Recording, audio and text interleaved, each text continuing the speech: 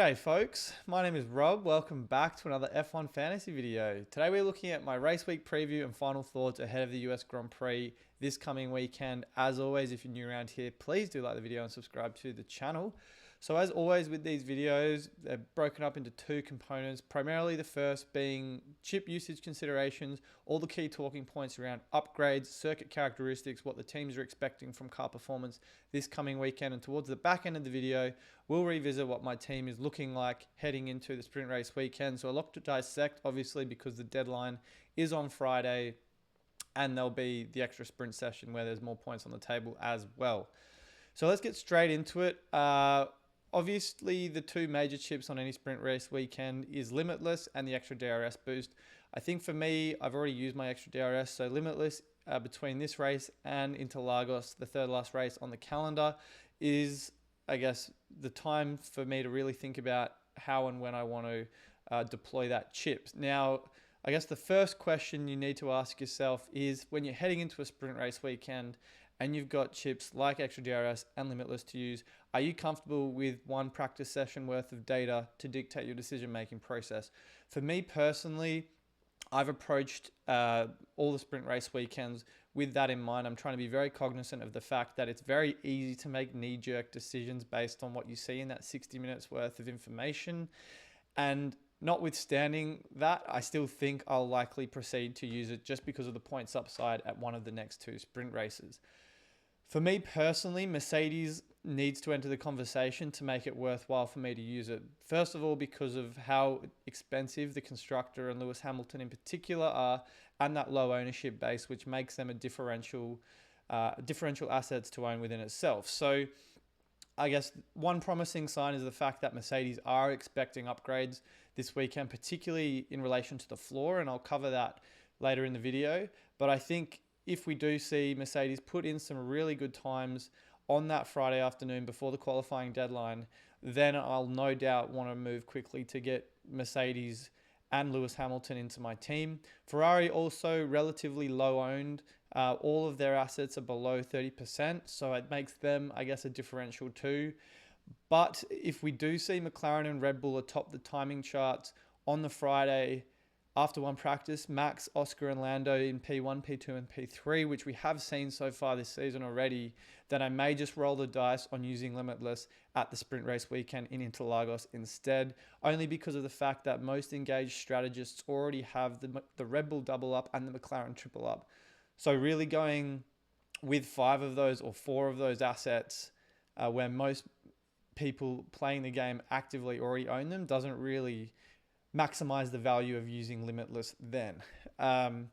Outside of Max, I do think McLaren are unbeatable or borderline unbeatable at the moment based on what we saw in Qatar and the previous races. Lando's on a podium streak, which was obviously a really good sign, and Oscar put in his best drive, best race weekend of the season in Qatar. So best driver pairing, I'm not so sure about that, despite the fact that they seem to have garnered a lot of headlines lately. I'm certainly more of the Ferrari or Mercedes camp at the moment, but I do expect McLaren to feature quite heavily around the podium places, if certainly the points for sure. So I do want to take a look at a few different potential lineup builds for Limitless chip. Now, I think for me, the 3 most logical scapegoats, if we want to call it that, is for how my team's set up at the moment. These guys along the bottom. I also want to use, assuming Mercedes or Ferrari or both look good in that one practice session, get them in this constructor slot too. So I guess the locks for me at the moment, depending on what practice looks like, is to get in Lewis Hamilton. I think he's been, outside of Max Verstappen, the most consistent fantasy asset or fantasy driver this season, even though, of course, his price prohibits many of us from getting him and Max into our team. So he's an almost certain lock if he continues to replicate that form. If it wasn't for George's little nudge in Qatar, he certainly could have been on track for a podium. The other driver I'm almost certain to bring in on a Limitless is Charles Leclerc. Now, he hasn't had a great fantasy performance across the season this year. He's only had a handful of races where he's looked super explosive. Not quite what we saw from him in 2022. And I guess part of that is to do with the car, obviously. But we just look at his performances this season, particularly on the sprint race weekends, where, as I've said, the most points are on offer. In Azerbaijan, 29 points, in Austria, 32, in Belgium, 26, and then in Qatar, 22, which isn't like by any means the most encouraging result. But in terms of consistency and production, it's a good sign that Leclerc is able to deliver on those weekends, whereas we've seen some drivers, particularly those more premium assets, DNF, Perez is one that obviously comes to mind. He's had DNFs in Qatar and in Belgium the last two sprint race weekends. So I think for me, Leclerc has that kind of explosive potential. The remaining two slots are a toss-up. Now, I can't obviously drop them in here because of how F1 and their cost cap limitations work. But I think in terms of hedging bets and making sure I've got as much coverage across the premium asset base as possible is to get, in this case, if I decide Mercedes look good in practice, I'll likely bring in the constructor in Mercedes here and probably put Carlos Sainz in this driver slot next to Charles.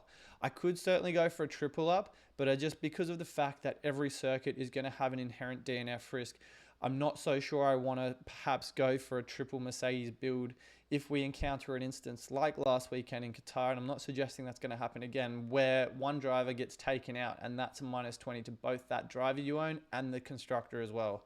So my thought process is have Carlos Sainz in this driver slot, you get the double Ferrari coverage, and obviously you get triple Mercedes in a sense that you get Lewis twice and George Russell as the points component for the constructor.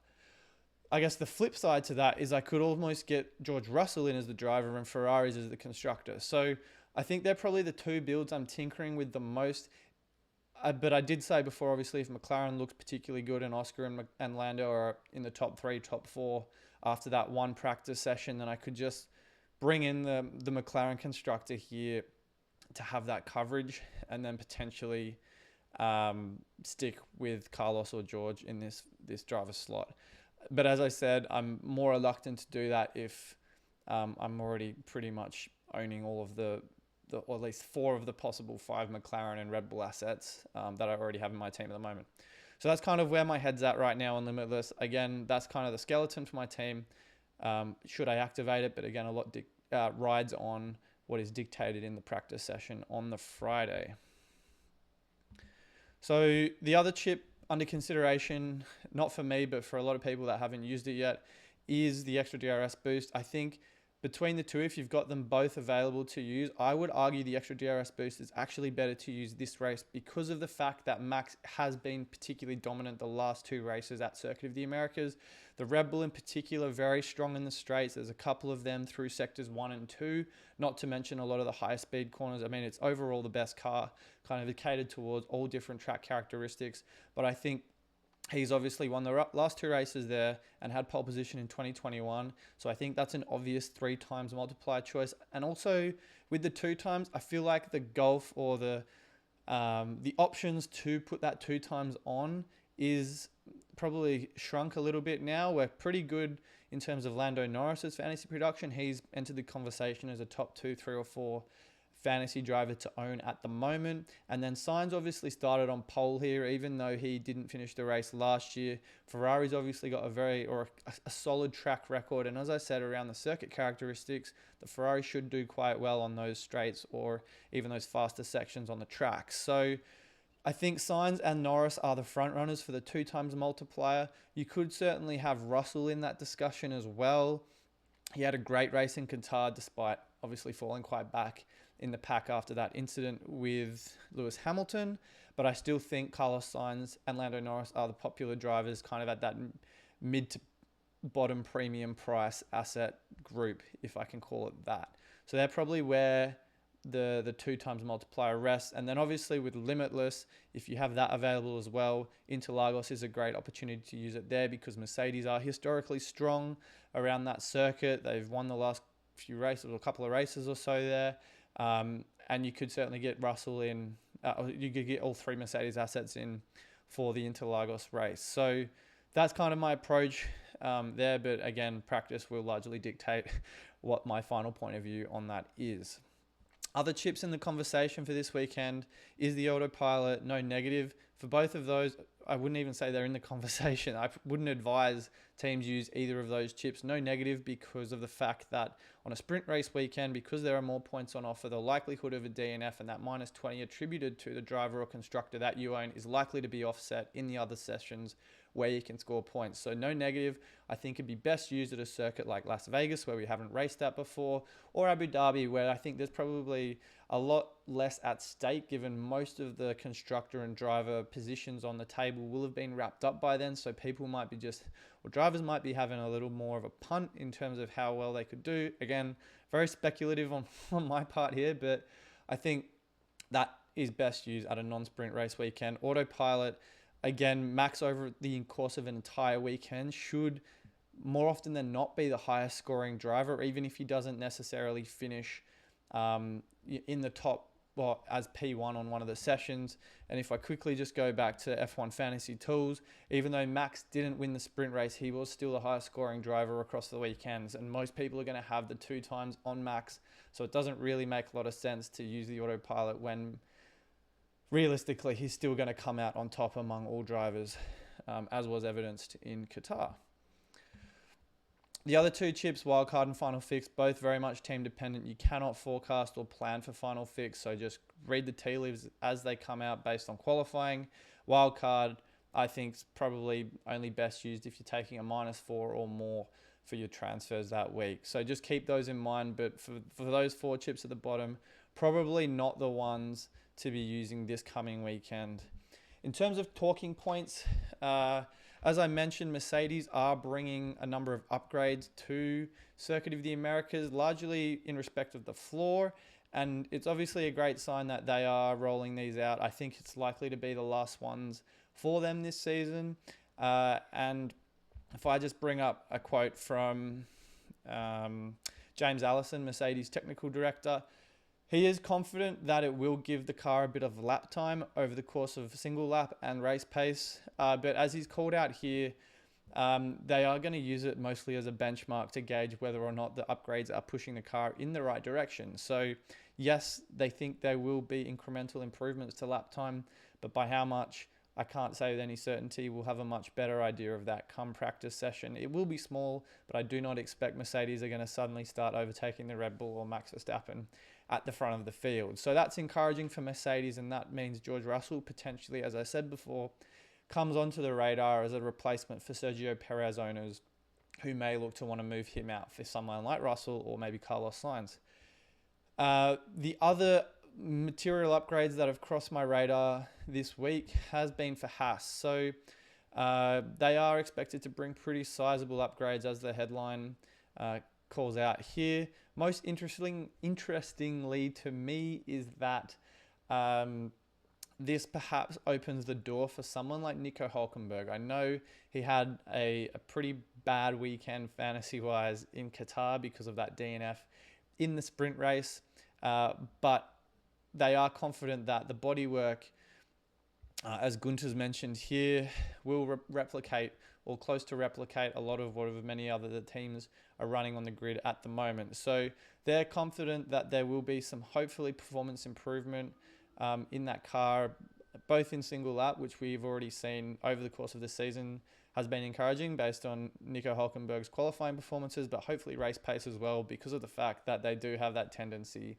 to eat up their tires and regress over the course of an entire race. So I'll get to why and how Hülkenberg could factor into your team if you're stuck in a situation like me with limited budget, but that's just something to keep in mind as well. Another thing to think about is the overtake potential at COTA. The circuit is quite wide, lots of runoff areas, and does promote opportunities for overtakes. I think that opens the door for someone like Joe, who is the overtake merchant for good reason based on what we've seen so far this season. Yuki Tsunoda's also featuring in the overtake department.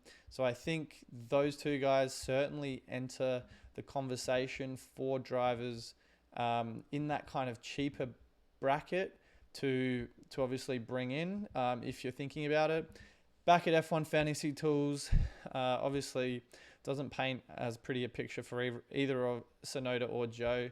But if we look over the course of the season, taking out obviously Perez because he's qualified so poorly this season, and Piastri, who is, if we take out that 14, which was astronomically high in that Netherlands race, that really gives Magnussen, Tsunoda, and Joe some real opportunity to maximize and continue to build on that overtake scoring potential they've had this season. So Magnussen, for me, even though the upgrades, he's probably a little too expensive when you've got drivers that are similarly priced to him.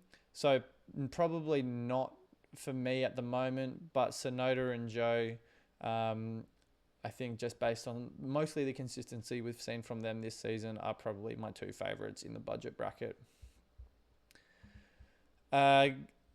High-speed corners and straights, I've already touched on already. I think Red Bull, Mercedes, Ferrari are all kind of competent teams in terms of fantasy production.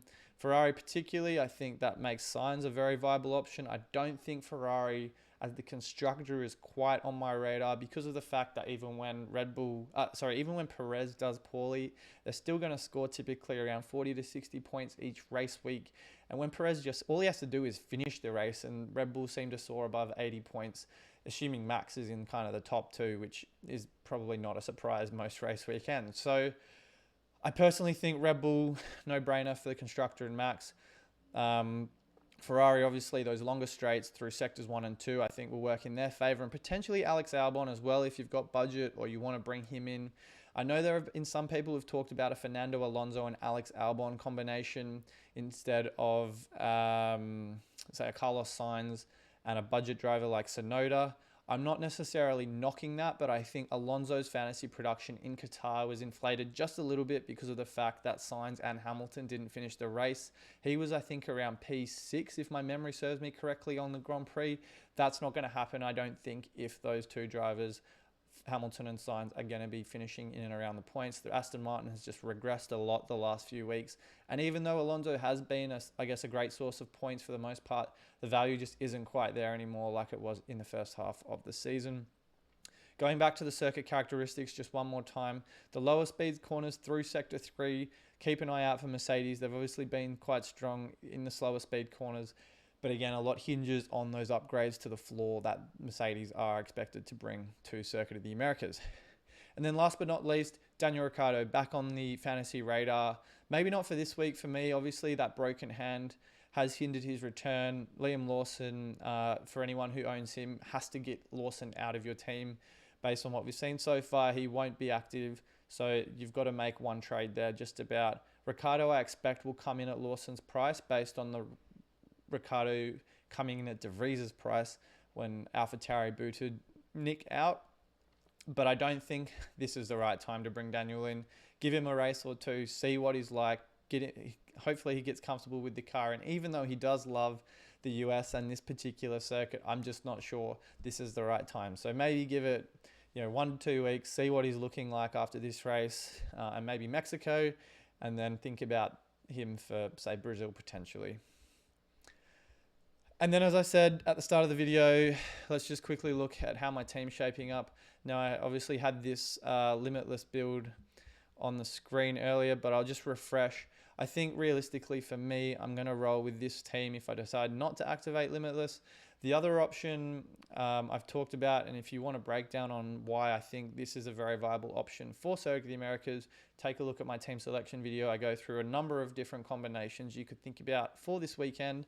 But if you don't want to go here, the Russell and Mercedes, upgrades, hopefully if they bode well in practice, opens the door for him. Now, I also mentioned, assuming Mercedes looks strong in practice, and those Haas upgrades seem to work. It's hard to gauge because of that single lap pace for the Haas, and we know they haven't been great over an entire race. But if you do feel confident in George Russell enough, that means you'd have to probably get in Nico Hülkenberg. That, for me at least, is my situation where my budget constraints don't quite offer the option to get up to Tsunoda. I think Tsunoda would objectively be a better budget driver if you can get there. But if you can't afford Nico Hülkenberg and you're limited to someone like Logan Sargent, I just don't think it's worth it. Sargent has had a record number of DNFs and a record minus score in Qatar from those DNFs in both the sprint and in the race. So he's an absolute avoid for me. He's minus 53 points over the course of an entire season, and has had, I guess, part of that, most of that is to do with the fact he's had minus 55 across the last 2 race weekends. So I would steer clear of Sargent if your budget's so limited. He's the only driver in your team to get, and I would think about looking at other options, such as maybe Carlos Sainz in this slot, or downgrading someone like a Piastri for an Alex Albon, or maybe downgrading the constructor. I know I don't necessarily think you should move off Red Bull, but I think the negative points attributed to Logan Sargent is going to make things problematic. But anyway, I'm going to leave it there, guys. I will be at Circuit of the Americas this week, so let me know in the comments below if you're going to end up there. I'd obviously love to catch up with anyone who's keen. I'll just be there with friends. So do reach out. And yeah, that's kind of it. As I said, team selection breakdown, check that out if you haven't done so already, and please like and subscribe to the channel if you're enjoying what you see. I'll leave it there for now, guys. Good luck with your teams this weekend, and I'll see you all very soon.